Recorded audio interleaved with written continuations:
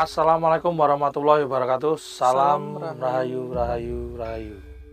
Episode kali ini kita ada di mana, Mas? Kita sedang berada di petilasan Petilasan Gedong, Pulung Sari. Gedong, Pulung Sari. Iya, tempatnya itu di desa Pudong Sari, Pudong Sari ya, Mas. Boleh. Ya? Kapanewon Semen. Nah, ini kita akan sedikit bicara dengan petilasan dari Ini sebenarnya ada kaitannya dengan TraHB2. TraHB2. Iya. Oke. Nah, ini seperti apa? Ya, nanti Kita akan explore ke dalam ya, karena ini cukup naik juga, bisa dilihat dari lumayan video. untuk perjalanan jalan ke atasnya lu agak sepertinya agak ngos-ngosan Iya. mesti. Tapi ya mari kita ini jangan lupa tetap subscribe Dan juga like ya. dan juga sebarkan ke sosial media Ya. teman-teman semua. Ya, oke. Kita akan langsung explore. Oke, Mas, ayo mari kita explore. Mungkin kamera kita akan bawa. Iya, jelas. Ayo kita bawa kamera.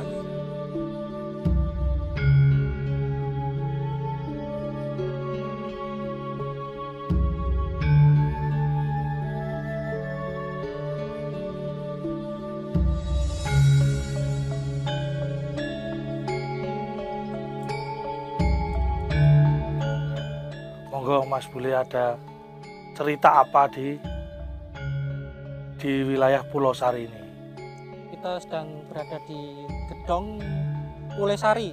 Gedong Pulung Sari ya. Desanya itu di Pudong Sari, Pudong Sari. Kapanewon Semen, Kapanewon Kabupaten Semen. Gunung Kidul. Kita masih seputaran Gunung Kidul dulu ya, Mas. Iya, Untuk betul. muatnya Karena masih banyak potensi ternyata potensi. di Gunung Kidul ini, masih banyak sejarah yang masih belum perlu kita gali. Nah, ini baru tadi kita menemukan ini tuh, sebenarnya kita jalan-jalan, kita Iya. naik, nanti kita akan tunjukkan jalannya seperti apa, luar biasa sekali. Ya, Tapi emang leluhur kita zaman dulu itu luar biasa ketika mengadakan suatu laku tirakat itu tempatnya di seperti ini. Ini kan jauh dari pemukiman sebenarnya. betul Mas. Kita berada di puncak gunung ya, di belakang itu udah kelihatan ada dua makam atau dua pesanggrahan. Ya, Yang dari sana yang paling ujung itu ada Raden Mas Sumadi, terus yang Ya. sini ada Sudarmina.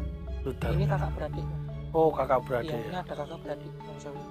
Ya. Ini ada kakak beradik, ini masih ada kaitannya dengan Prah. Ini tepatnya ini putri dari HB2, Sultan Hamengkubuwono II. Oh, putri dari Hamengkubuwono Ya. kedua. Iya, yang Raden Sudarmina, yang Raden Mas Sumadi adalah putranya. Jadi ini kedua pesanggrahannya adalah anaknya HB kedua. Pesanggrahan dari anak AB kedua ya. Dulunya sampai sini itu mengembara, Mas. Hmm. Ketika saya telisik dari berbagai sumber, termasuk Juru Kunti juga, di sini ada sampai sini itu mengembara selama 300 hari. 300 hari, Iya. Mas. Ya. Yang mana untuk Raden Mas Sumadi itu diberikan 2 pusaka. Pusakanya yang namanya Kuluk Kanigoro, Kuluk Kanigoro, iya, dan Gondil Ontrokusumo. Gondil Ontrokusumo. Iya, sedangkan Fungsinya untuk apa itu, Mas? Itu mungkin untuk pegangan ya, selama mengembara 300 hari itu untuk pegangan.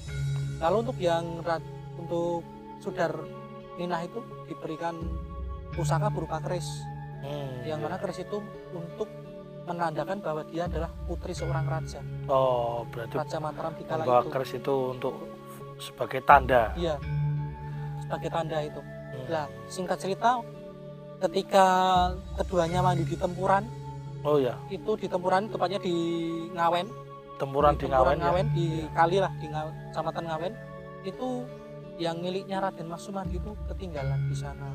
Untuk yang Gondil Ontrokusumo dan Kuluk Kanigoro itu ketinggalan di sana. Itu dititipkan, lalu dititipkan ke dua pengawal.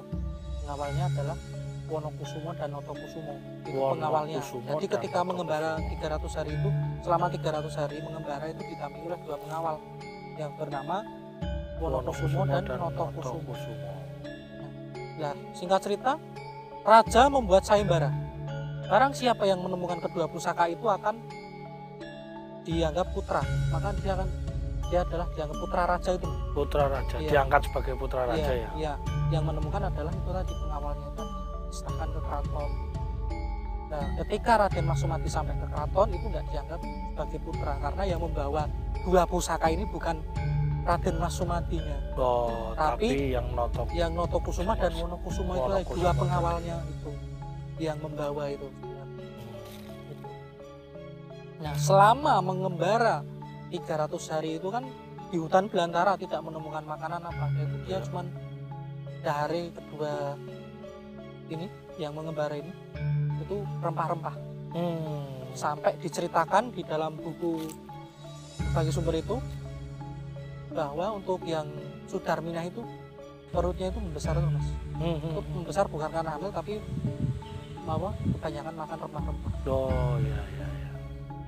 Nah itu sampai sempat ada dituduh bahwa untuk Sudarminah itu hamil dengan pria lain.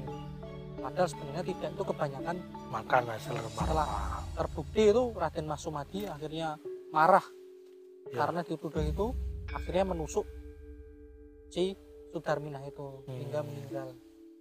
Untuk diceritakannya seperti itu, dari yang saya tangkap seperti itu. Sampai meninggal itu jasadnya Sudarminah itu dibaringkan, itu mujure nek orang Jawa katanya ngidul, itu bahasa Indonesia ngidul itu apa? Ke selatan. Iya, itu. Nah itu sebagai penembusan dosa katanya. Tapi setelah terungkap bahwa itu kebanyakan makan rempah-rempah, bukan karena hamil. Nah, itu sebagai penembusan dosa, akhirnya Raden Mas Sumadi juga ikut bunuh diri sebagai penembusan dosa.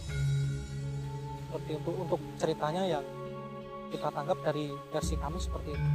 Nah untuk di sini itu sebenarnya tempatnya juga ketika kita datang ini sebenarnya saya jujur ketika datang pintu masuk agak gimana ya tadi itu kepi ya kalau sudah Jawa, karena belum kulon-kulon ya. Tapi setelah kita kulon-kulon ini kita tadi sudah bakar doa ya, kita kulon-kulon kita berdoa sedikit, akhirnya energi itu yang kita rasakan enak di sini. Saya juga mungkin Mas Black juga merasakan enak. Walaupun tadi awal-awalnya merasa agak berat, tapi sekarang berat, emang berat. Tadi jujur saja ketika kita kesini berat, tapi ketika udah sampai atas, maka energi itu akan menyatu dengan, dan ini banyak energi positif nih. Saya sudah pas di atas merinding. Iya, betul sekali, merinding. Jadi tempat-tempat seperti ini tempat-tempat sangat disakralkan. Dan ini kemarin baru 2 bulan, belum lama ini itu cuma diadakan untuk setiap tahunnya ya Mas, ini diadakan acara tahunannya itu nyadran. Nah, namanya nyadran itu untuk pemberian ya sedekah lah untuk warga masyarakat, termasuk kita mendoakan leluhur yang ada di sini karena ini merupakan salah satu tinggalan leluhur kita. Jadi kita uri-uri kabudayan istilahnya untuk di sini. Kita syutingnya siang hari karena kita minim tim sekali, di mana-mana cuma berdua, kamera nggak ada yang nunggu. Kita sementara kita ekspor. Untuk singkatnya seperti itu Mas, ini energinya juga luar biasa. Jadi tapi Mas, ini memang rasanya sudah luar biasa lah. Saya nggak bisa mengapa dengan apapun ketika sampai sini ayam. Tapi tadi belum masuk mau ke atas tadi sini berat sekali. Dan ini juga alhamdulillah ya, setelah kita ini kulon nuwun ini baru tahu maksud dan tujuan kita. Baru tahu maksud dan tujuan, dan ini kan kebanyakan disalahgunakan untuk orang-orang itu Mas. Untuk kebanyakan kalau mitosnya sih siapapun yang berdoa di sini maka akan terkabul lantaran dua yang ada di sini. Itu mitosnya seperti itu. Cuman ketika kita boleh berdoa tapi mendoakan mendoakan di sini, jangan sampai kita meminta selain kepada Tuhan. Ojo nyuwun lah ya. Karena kita di sini tuh banyak yang ngamini sebenarnya. Yang nggak kelihatan sebenarnya banyak yang ngamini doa kita, jangan sampai kita salah mengucap. Dan juga intinya kita mendoakan lah para leluhur yang ada di sini, para yang ada di sini, dan kita menitik budaya apa yang ditinggalkan. Salah satunya itu tadi, kita ada budaya nyadran di sini belum lama ini sebenarnya. Gitu.